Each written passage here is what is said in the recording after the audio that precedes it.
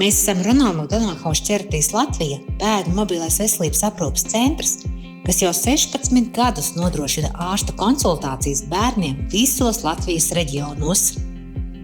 Tas nav svarīgi, kur viņš dzīvo, jo bērnam atbraukt uz Rīgu vai kādu citu lielāko pilsētu, tas nav tik vienkārši. Ir sevišķi vēl ir mazi tie bērni. Vidēji gada laikā mēs apskatām ap 5000 bērnus. Ir daudz bērni, kas nāk gan pie viena speciālista, gan pie otra speciālista, jo vienā izbraucienā mums ir 2 speciālisti. Latvijā obligātās redzes pārbaudes ir bērniem gada vecumā, 3 un 6-7 gadu vecumā.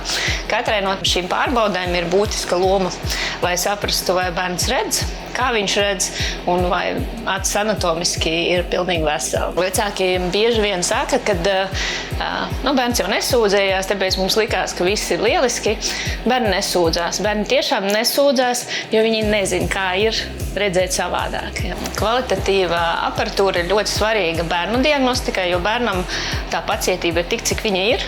Un mums ir jāvar ļoti ātri, ar ātrām, efektīvām metodēm tajā īsajā laikā, cik tam bērnam ir pacietība, spēt apskatīties pēc iespējas vairāk.